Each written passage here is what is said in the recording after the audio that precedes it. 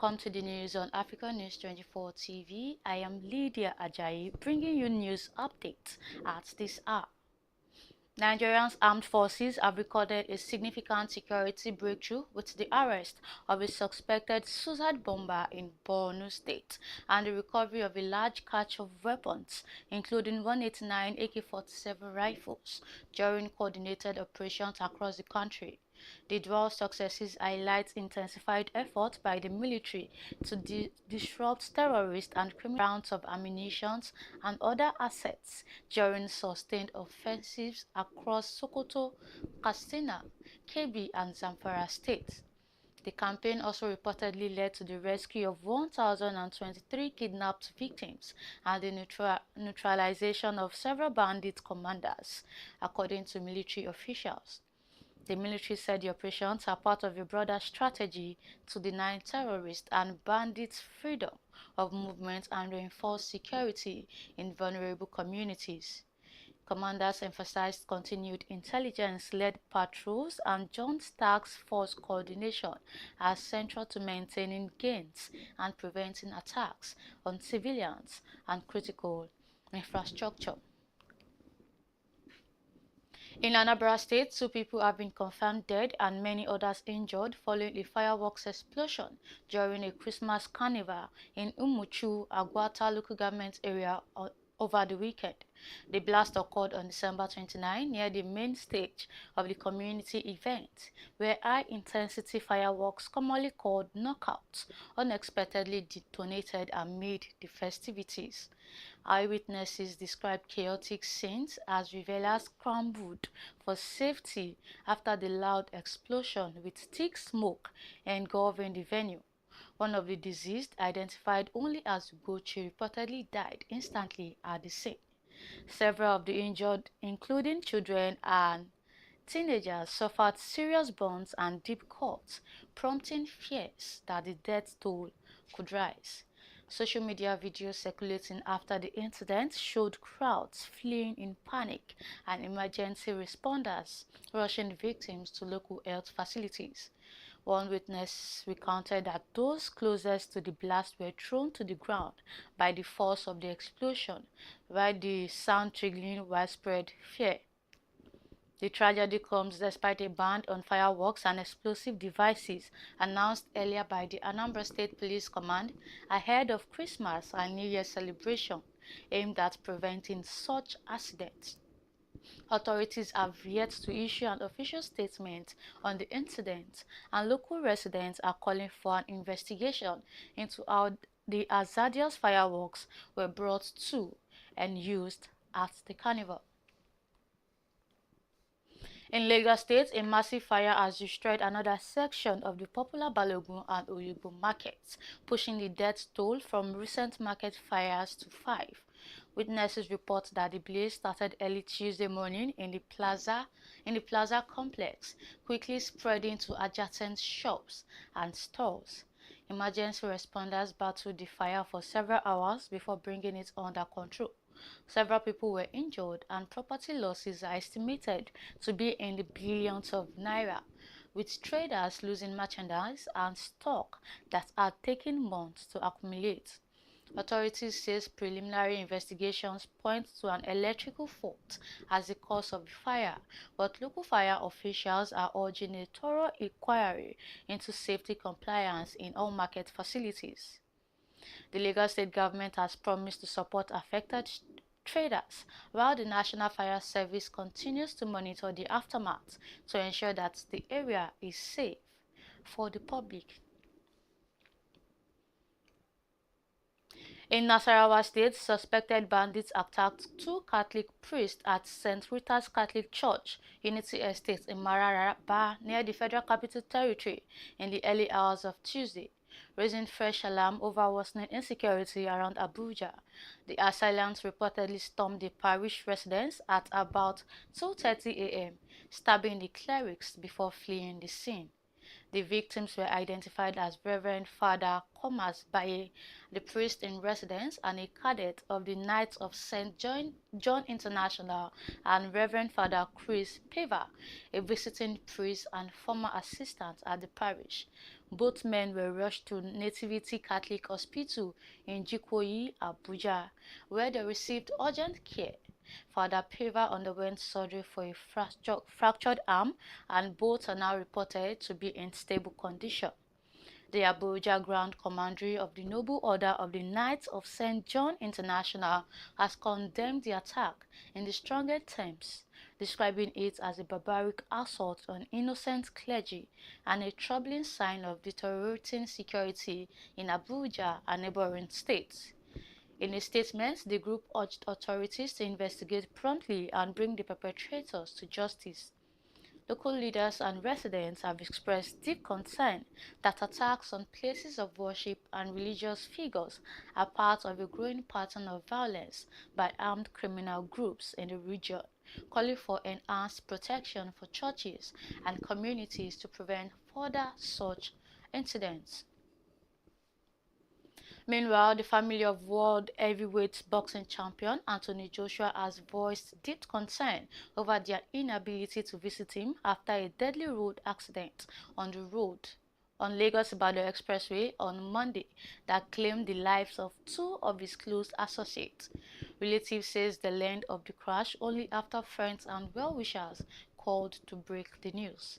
Speaking from the family home in Shagamu, Joshua's uncle Ademola Joshua described the news as a rude shock and revealed that although the boxer's parents are in Nigeria, other family members have not been permitted to see him at the undisclosed medical facility where he is receiving treatment.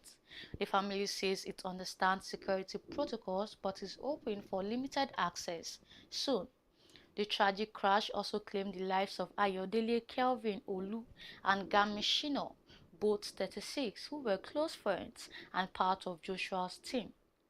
The Federal Road Safety Corps said it is awaiting the outcome of a full technical investigation with preliminary assessments pointing to excessive speed as a significant factor in the collision involving the Lexus SUV and the stationary truck.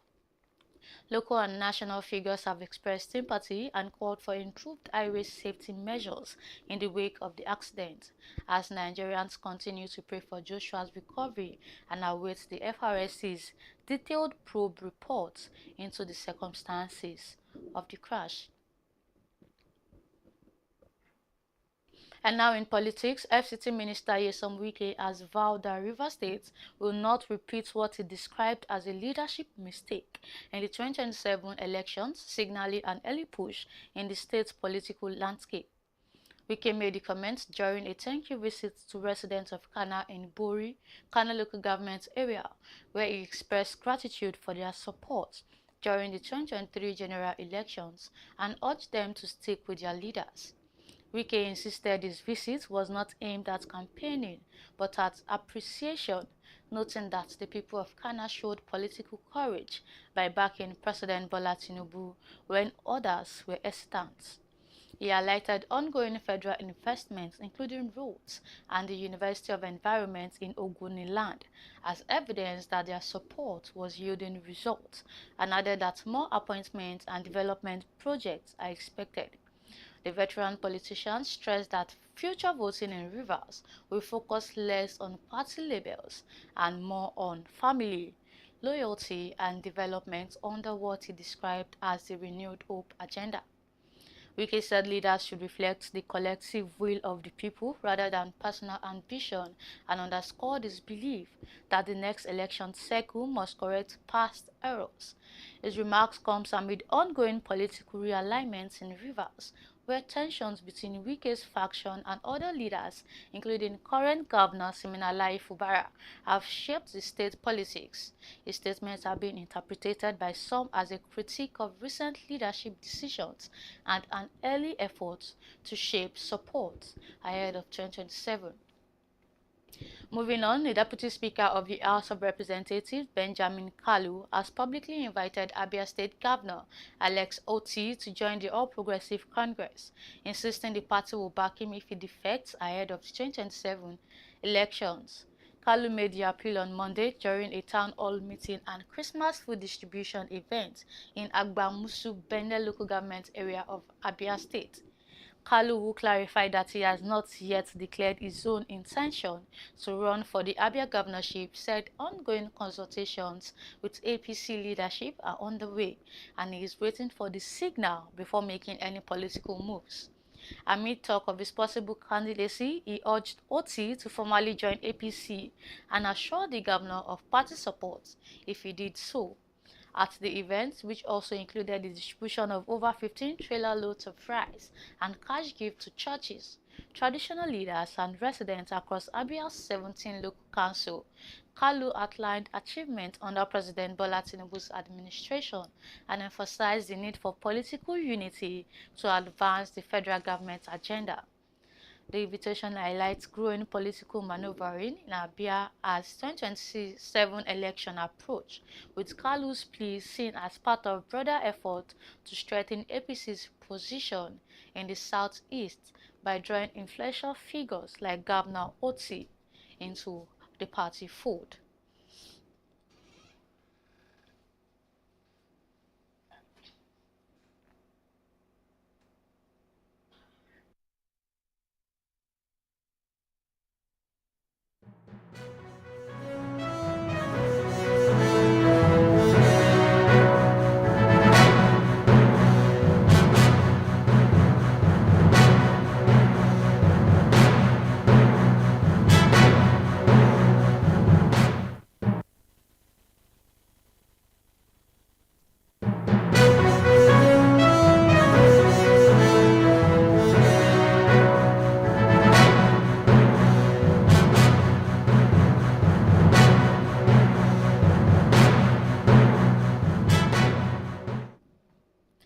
Moving on to business, 10 Nigerian states are preparing to borrow a combined approximately 4.287 trillion naira from loans, bonds and grants, capital receipts and public-private partnership to help finance their 2026 capital budget, according to analysis of proposed state spending plans.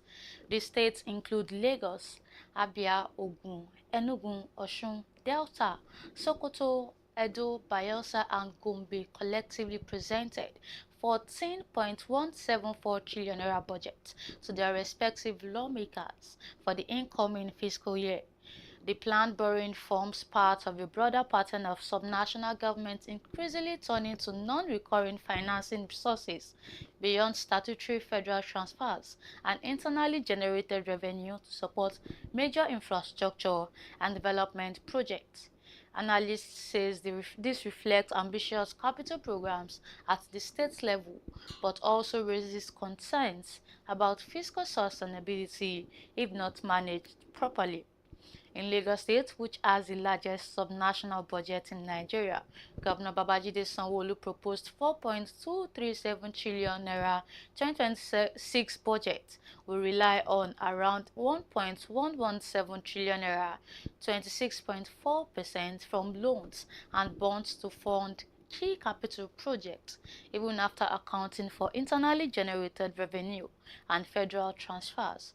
Economists and fiscal experts caution that while borrowing can help fund critical development when used responsibly, reliance on debt may signal weak fiscal discipline and poor revenue management, potentially creating long-term debt burdens and passing costs to future generations if budgetary oversight remains weak. President Bola Tinubu has reiterated that Nigeria's comprehensive new tax laws will take effect from January 1st, 2026, as planned, despite growing public debate and opposition calls for a postponement. The laws, part of a major fiscal reform program, include measures that already began phased implementation on June 26, 2025, with the remaining acts due to take force tomorrow. In a statement personally signed and issued by the presidency, Tinubu described the reforms as a once-in-a-generation opportunity to build a fairer, more competitive and robust fiscal framework for Nigeria, stressing that the changes are intended to reset and harmonize the tax system rather than raise taxes. The announcement has stirred controversy, with opposition parties, including the People's Democratic Party and civil society groups, renewing calls for suspension of the laws over alleged discrepancies between the versions passed by the National Assembly and those gazetted by the federal government. Critics argue that unresolved issues warrant a full investigation before enforcement begins. Despite the pushback, the presidency maintains that no substantial legal or procedural fault has been found to justify delaying the reforms. TINUBU also pledged continued cooperation with the National Assembly to resolve any concerns quickly, while insisting the government will focus on what it describes as a broader public interest of strengthening Nigeria's fiscal resilience.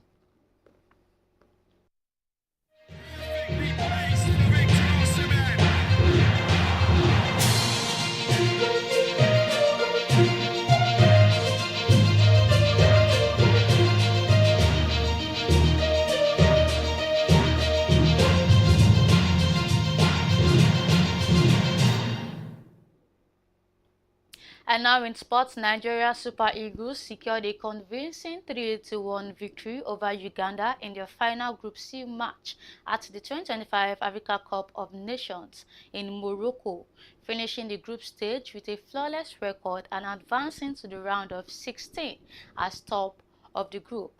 The Nigerian goals were opened by Paul Onachu, who struck in the first half to continue his strong tournament form. Midfielder Rafael Onyedika then added a brace in the second half, taking advantage of Uganda being reduced to 10 men after a red card to substitute goalkeeper Salim Jamal Magola for a deliberate handball outside the box. Uganda did pull one back late through Rogers Mato, giving fans a consolation scoreline, but it wasn't enough to halt Nigerians' momentum. The result sees Uganda eliminated from the competition, their campaign ending at the group stage, while Nigeria moves on with confidence heading into the knockout rounds. Nigeria's performance highlighted their depth and attacking threat, with key contributions across the squad and tactical acumen from coach Eric Chell as they prepare for tougher challenges ahead in the tournament.